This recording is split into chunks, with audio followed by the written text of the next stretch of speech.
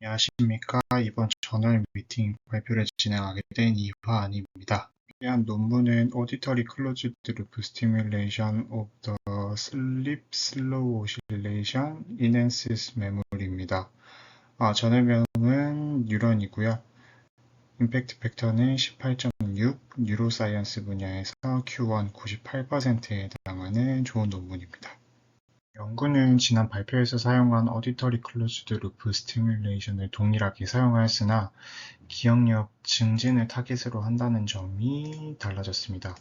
앞의 그림과 같이 수면은 5가지 단계로 나뉘게 되는데 깊은 수면 단계에서는 주로 몸의 회복을 담당하는 것으로 알려져 있으나 이 외에도 장기 기억력과 관련된 연구들이 발표가 되고 있습니다.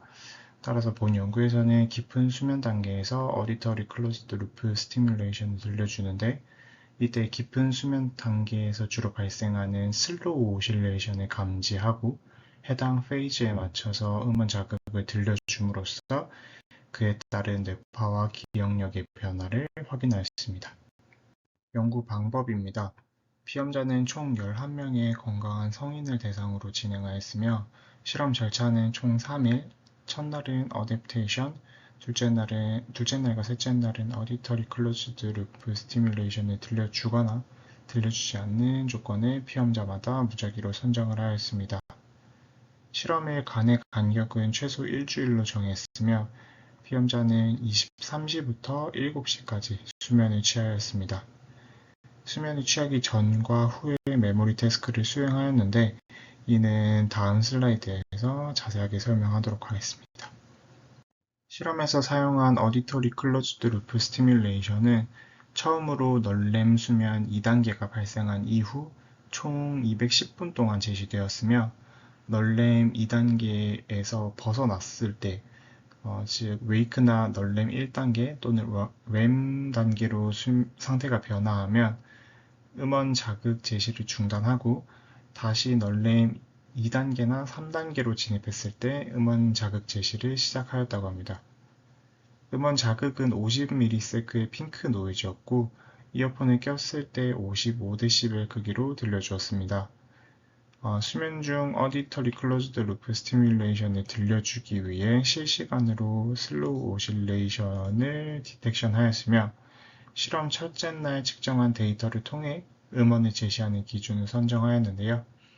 슬로우 오실레이션의 네거티브 피크가 80 마이크로볼트 이상일 때 음원 자극을 제시하였으며 네거티브 피크에서 포지티브 피크로 페이지가 변화하는 업스테이트의 자극을 제시하기 위해서 슬로우 오실레이션의 네거티브 투 포지티브 이 레이턴시를 계산한 결과 평균 550ms로 계산되었다고 합니다. 따라서 슬로우 오실레이션의 네거티브 피크가 80 마이크로볼트 이상일 때 550ms 이후에 음원이 제시되었다고 생각하시면 됩니다. 메모리 태스크 패러다임입니다.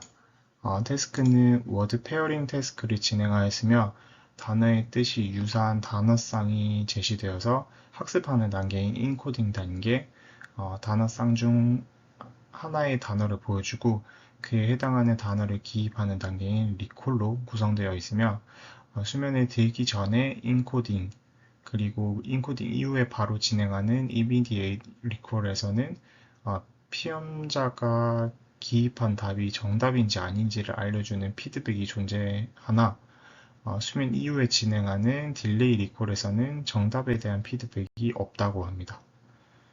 해당 태스크를 통한 메모리 리텐션은 수면 이후에 진행한 딜레이 리콜의 정답 개수에서 수면 이전에 진행한 이미디에이트 리콜의 정답 개수를 빼서 계산을 하였다고 합니다.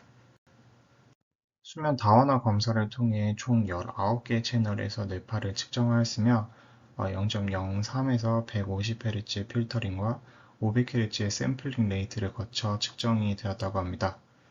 뇌파 이외의 안전도와 근전도 역시 측정하였고 수면의 단계는 2명의 숙련된 전문가에 의해 매 30초마다 분류되었다고 합니다. 분석은 오른쪽에 나타낸 것과 같이 수면 지표는 총 수면 시간, 각 수면 단계의 비율, 수면 중 각성 등을 계산을 하였으며 뇌파는 일련의 전처리 과정을 거쳐 슬로우 오실레이션을 확인하였습니다. 다음으로 결과입니다. 슬로우 오실레이션에서 네거티브 피크가 포지티브 피크로 상승하는 업스테이트의 자극을 제시한 인페이즈 오디터리 스티뮬레이션의 경우 이렇게 그림 A에 나타내었고요. 그 결과 그림 B와 같이 자연적으로 발생하는 슬로우 오실레이션 이후에 자극에 의해서 유발되는 슬로우 오실레이션을 확인할 수 있었습니다. 또한 그림 C에 나타낸 것과 같이 음원 자극을 들려준 조건에서 메모리 리텐션이 유의미하게 증가하는 결과를 확인하였으며 그림 D에서는 깊은 수면 단계인 슬로우 웨이브 슬립의 비율이 메모리 리텐션과 양의 상관관계를 보이는 것을 확인하였는데요. 이때도 역시 음원을 들려준 조건에서만 유의미한 상관관계를 보였습니다. 테이블 1에서는 슬로우 오실레이션의 진폭과 기울기가 음원을 들려주었을 때 유의미하게 증가하는 것을 확인할 수 있습니다. 그림 2A에서는 슬로우 오실레이션의 네거티브 피크와 포지티브 피크의 진폭이 모두 음원 자극을 들려준 조건에서 유의미하게 증가하는 것을 확인할 수 있으며 그림 B에서는 이벤트 코릴레이션 히스토그램이라고 기술되어 있었는데 그림을 보면 X축은 시간 그리고 Y축은 주파수로 나타낸 것으로 볼 때 앞선 그림 1에서 보여주었던 음원 자극에 의해서 유발된 슬로우 오실레이션을 그냥 다른 방법으로 보여준 것으로 보입니다.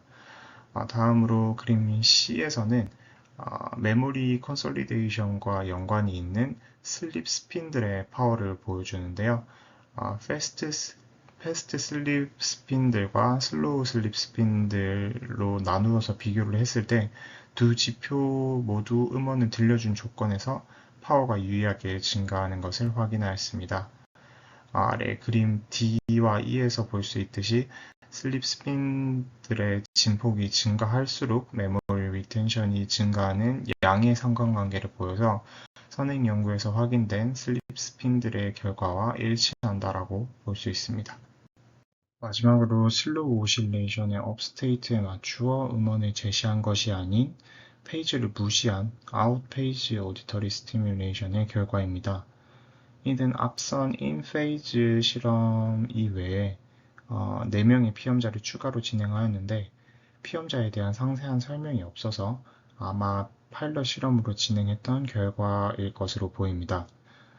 즉 원래는 페이지에 대한 설정이 없이 실험을 진행하였다가 의도한 결과가 확인되지 않아 실험을 잠시 중단을 하고 음원 제시 조건에 페이지를 맞추도록 수정을 하여서 결과를 얻은 것으로 생각됩니다. 그림 3과 4에 나타낸 것과 같이 페이지를 맞추지 않고 음원 자극을 들려주었을 때는 앞서 확인했던 음원 자극에 의해 유발되는 슬로우 오실레이션이 존재하지 않고 메모리 리텐션 역시 음원을 들려주지 않았을 때와 차이가 없는 것을 확인할 수 있습니다. 결론입니다. 해당 연구는 깊은 수면 단계에서 주로 나타나는 슬로우 오실레이션에 페이지를 맞추어서 음원 자극을 제시하였을 때 슬로우 오실레이션과 슬립 스핀들의 진폭이 증가하였고 더불어서 행동학적 결과인 메모리 컨솔리데이션 역시 증가함을 확인하였습니다. 이를 통해서 깊은 수면 역시 기억력과 관련이 있음을 확인할 수 있었고 외부 자극을 통해서 뇌파 모듈레이션을 적용할 때는 뇌파의 페이즈에 맞추는 것이 매우 중요함을 확인할 수 있었습니다. 해당 연구의 한계점으로는 파일럿으로 진행한 것으로 보이는 아웃페이지 실험의 피험자가 4명으로 매우 적은 점과 개인별로 슬로우 오실레이션의 주파수가 모두 다를 것으로 생각되는데 자극 간의 인터벌이 1.075초로 고정되었다는 점이 조금 아쉬웠던 것 같습니다. 이상으로 발표 마치겠습니다. 감사합니다.